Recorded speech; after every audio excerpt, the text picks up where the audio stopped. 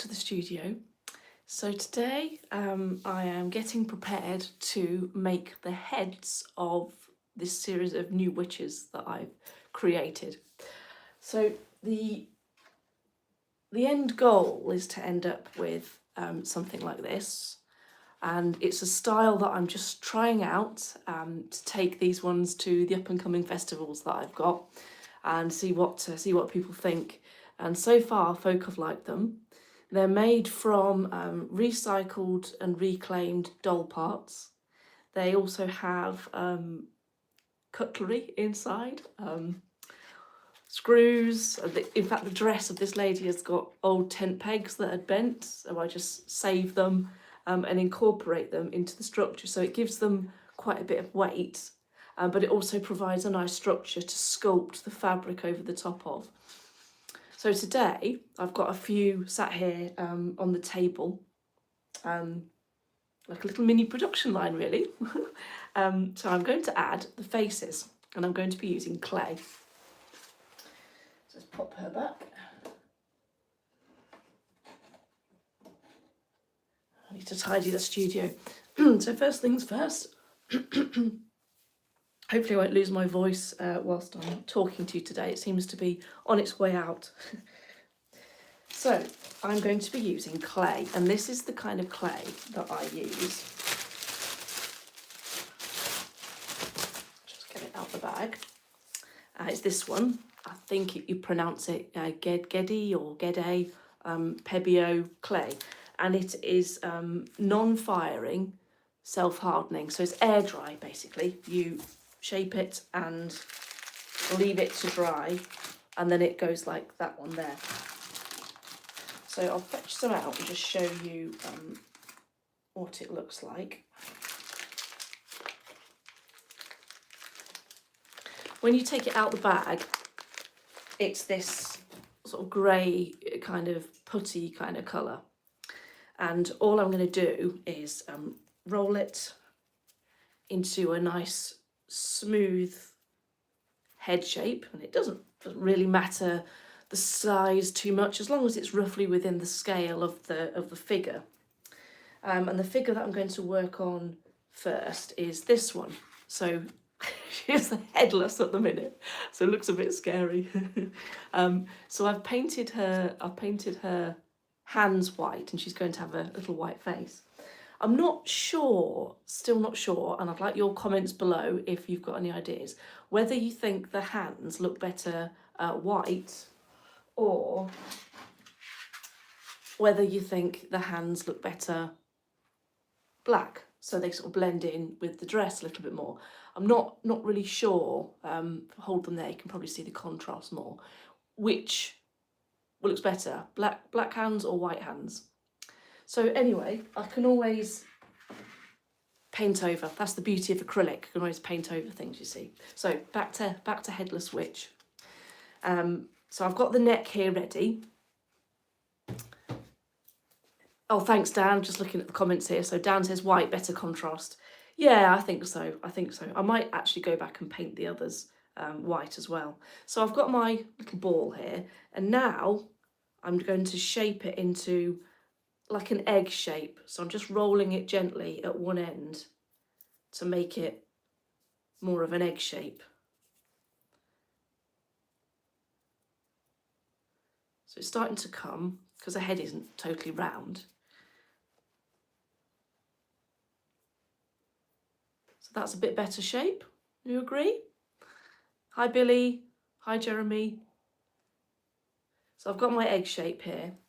Then I'm going to take my Headless Witch and place the head roughly where it would go on the body, and then just push gently down, moving the head the whole time so that I don't put too much pressure on any one location, and just make sure I've got the length of the neck right. And that is about right to me in terms of the size of the head. Could possibly be a little bit too big, but it doesn't matter because it's a fantasy sculpture. So what I do next is then I need to shape the head a little bit. So to do this, I usually push my thumbs in to where the chin is, just to give a little bit of structure around the cheekbones, and then push in at the top to where the head would naturally change shape, and then that's the shape that I've got. So she's got a little bit of a facial structure. And what I might do on this one is just pull back the cheeks a little bit.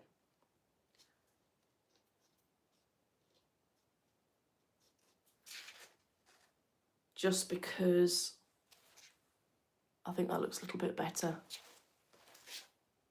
And then I get some water. So I'm just dipping my hands in some water and going over the clay with water. And what that does is it uses the slip, which is this part here, this sort of liquidy clay mix that you create. The slip then fills in any of the cracks or the gaps that have appeared whilst you're actually sculpting. Because as you press the clay, then it sometimes cracks under a little bit of pressure, as we all do sometimes. And it fills it in nicely, and it makes a nice smooth, you can see the shine now coming on the clay. So now what I'm going to do is just make sure that I'm happy with the shape of the head. So I'm actually going to pull back some of this clay towards the back. This is where the head falls off sometimes. I'm going to do it this way so I've got a bit more purchase on the face.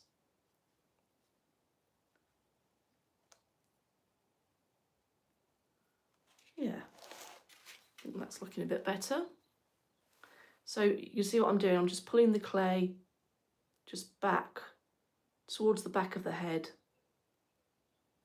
so it gives a nice shape. There we go. And I'm going to leave that there. Hi Electra. I'm going to leave that one there and see what I think. I might come back to it before it dries. I might come back to it once I've finished the live and then just tweak it a little bit. Once the clay's dry, you can actually sand it, and so you can take bits off with a very, very delicate sanding technique.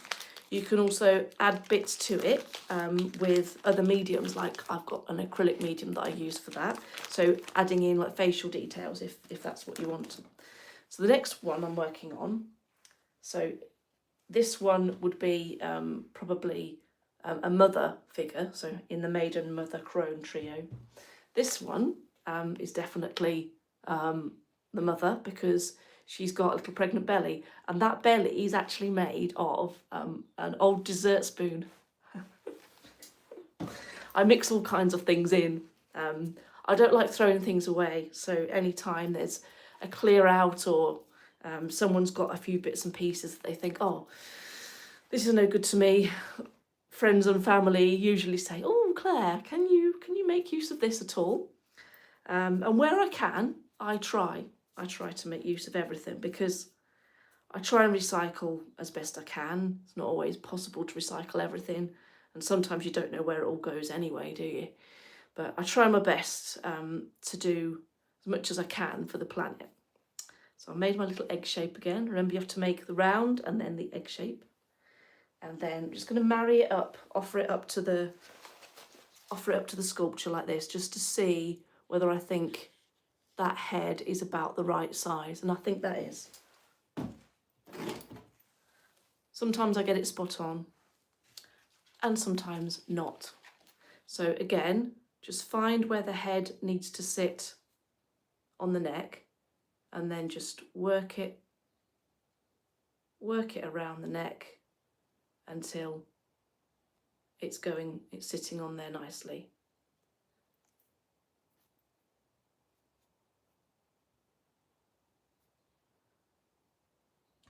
And on this one, I'm just pushing back gently here to create the jaw.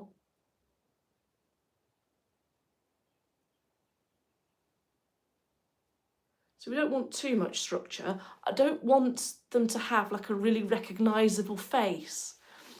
Oh, Dan's just asked the question actually, do you always go for the same head shape, says Dan? No, they just kind of come out, and sometimes they're on the side, sometimes they're a bit more pointed and structured, sometimes they're just really quite round. And it's, I don't even know how it happens really, just one of those artist things that you kind of look at a head and decide that that works for the sculpture. So I'm going to leave her there because I don't want to add any more to that one. The next in the series is, so what we're doing here, I should have explained this at the start. The whole collection here is about Maiden, Mother, Crone. So there's 3 phases in a witch's life cycle. You start out your life obviously as a child, growing up into a young woman, and in that phase you're known as Maiden, and usually maidens are before they've had children, if that is something that happens. And it's more about a sort of a time scale, not necessarily of age, but of internal age and of knowledge. It's about magical knowledge as we go through these different phases. So the maiden is learning, is being looked after, is being cared for, is being initiated, is being nurtured. The mother is the strong figure that looks after the children, and that can be a metaphorical child. I mean, it is in my case, but they look after the children. So they may be supporting communities, they may be teaching, they may be sharing knowledge, they may be helping other people to get to where they want to be. And the final phase, which is what this one's going to be, which is why she's got a humped back, is the crone. And the crone is often demonised in our modern culture. It's normally quite a nasty thing to call an older lady, to say that she's a crone. Well, actually, it's a highly respectable place, because to be lucky to get to your later years and to have so much magical knowledge that you can share it with others, that's what the crone is about. So to me, she represents grandmother, the person that you would go to ask about, you know, this happened, this must have happened for you, what did you do about it? So like the sage, yeah. So for the crone, I'm going to make a slightly different head shape. So I'm going to break off a bit more clay, and she's quite a small figure, so I think roughly that's about the right amount. So again, make my ball. Nice and easy to make these. The figures themselves are quite hard. I've been doing it for a number of years now, so I get to know how the materials are going to perform. They don't always do what you want them to do. In fact, I'll be surprised if one of these heads doesn't fall off. I've had that before, where I've come back into the studio, just rolling out the egg shape now, come into the studio, and as they dry, they contract, which makes them a bit loose. And yeah, I found one of the heads that had rolled off onto the art table. So for this one, I'm going to pre-shape some of her features. So to do that, I'm going to put my fingers there. So these are where the eye sockets would be. And I can do it back to front into the camera so you can see it. Just push in there to make just a little bit of eye socket there. And then I want to shape a nose. So I'm going to pull out a nosy shape from here. And because she's an older lady, she's going to have a bigger nose.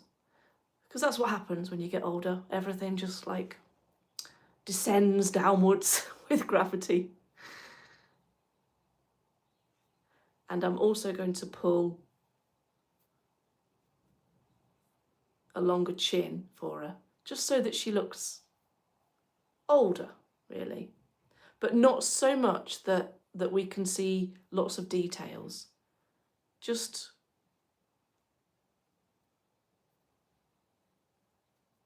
an older face shape, So a bit thinner. So I'm just going to squeeze in here just to make the cheeks a little bit thinner. And I've got this shape now. Nose might be a bit big, do you think? Yeah, maybe that is a bit big. Is that better? A bit thinner? Wish I could do that with my nose. I've definitely got my father's nose. Oops, there we go. I said I'd drop something. Luckily this clay is quite robust.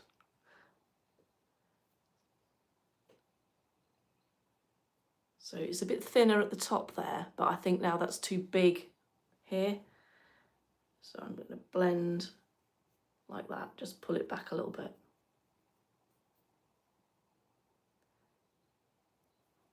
There we go, what do you think to that? Looks a bit better, doesn't it? Got a bit of character. So again, this is the figure that I'm using. She's going to have a stick here. She's going to have a magical walking stick. Because I don't know if you can see, because you can't see how it sits on the ground, but she actually sits to a slight angle. So she's quite, she's quite crooked, because that's what happens when you get older. Things start to become painful and bones get crooked. So I'm finding again the neck and where I want the head to sit, and then just gently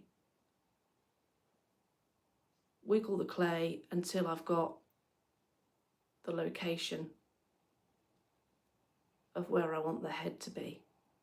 And then use the cheekbones, the jaw, just to push it back against the neck. Actually, this one's looking to the side, so that's fine. If you want to look to the side, you can look to the side. Who am I to judge what you're looking at? So that's that. And I'm going to leave that one there.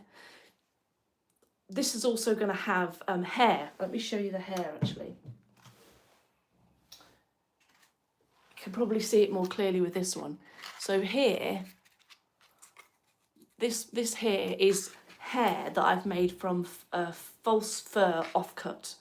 I don't know if it was a blanket or something, or maybe a collar from something I bought from a charity shop. And I cut it into small pieces and stuck it in with the fabric hardener, and it makes really good hair. So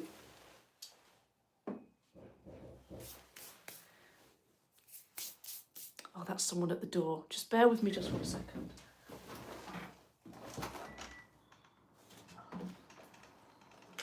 Hello. Can you leave it there for me, please? Thanks very much. It's always something goes on, isn't it? You're trying to do something. So back to the next one. So the last one that I want to show you again is another mother. So again, she's got a dessert spoon for a tummy. I only got the idea from doing this because we had a clear out at home, and we had some cutlery that just didn't match. You get all these odd bits and pieces in your drawer and nothing matches, and it just thought, oh, let's just put in the Christmas set that we use for Christmas. Let's just use the Christmas set and actually have a set that looks right. So the rest of the cutlery got given to me.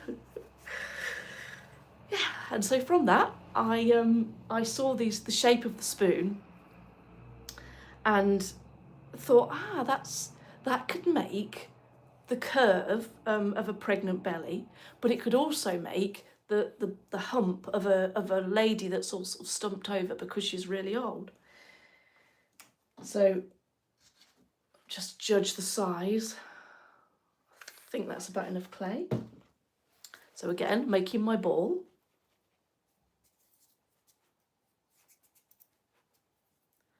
And now I'm rolling it into a little egg shape. Hello everyone that's just joined. So Maxamed Adawa, I think your name is. Nice to see you. Thanks for joining. You're probably wondering what the hell you've joined. I wonder myself sometimes. So I'm Claire, I'm an artist. I paint and I sculpt. and I use upcycled and recycled materials because I believe in trying to help nature as much as I can. I'm a great supporter of wildlife, and I try to work on little biodiversity projects where I can. I'm also a pagan. I'm also a practicing pagan. And because of that, my artwork is inspired by my pagan beliefs. And it's mostly about celebrating the wheel of the year. So as we move around the sun on this planet Earth, and because of the tilt of the axis of the Earth, we get seasons. So as we take our little trip around the sun, we get all of these changes through the year. And it's those changes that dictate in ancient times how people lived, especially the agricultural, the farmers, the land workers,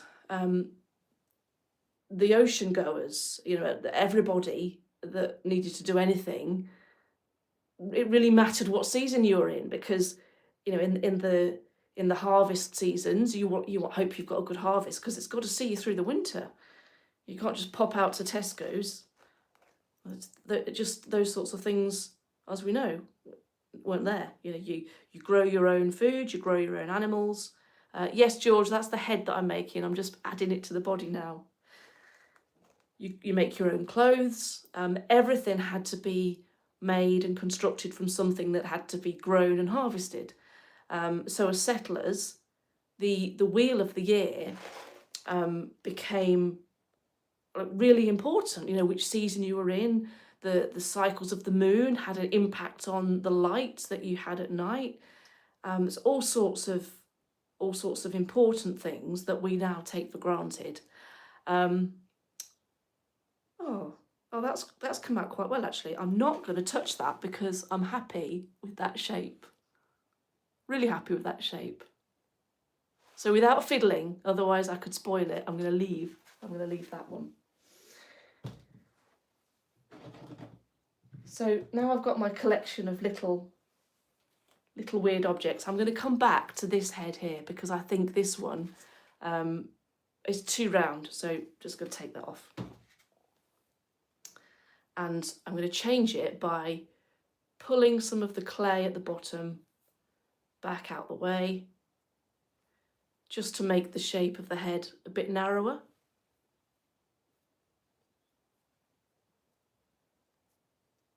It doesn't matter what goes on at the back of the head too much. I mean, in a sculptural sense, not a psychological sense. That's really quite important. What goes on at the base and the back of your head, isn't it? What goes from the brain through the medulla all the way down to your body is pretty important. And what you think, what you think about, and your mindset it controls everything, doesn't it? So I'm just making this shape a bit better. Maybe you can't see a difference. Hi Lorraine for joining. So I'm just finishing this face. I'm moving up the cheekbones here. So if I just twist out the way, I'm actually just stroking the clay up a little bit, just to raise the cheekbones up to here. So she's got more of a face shape like that, rather than a square face.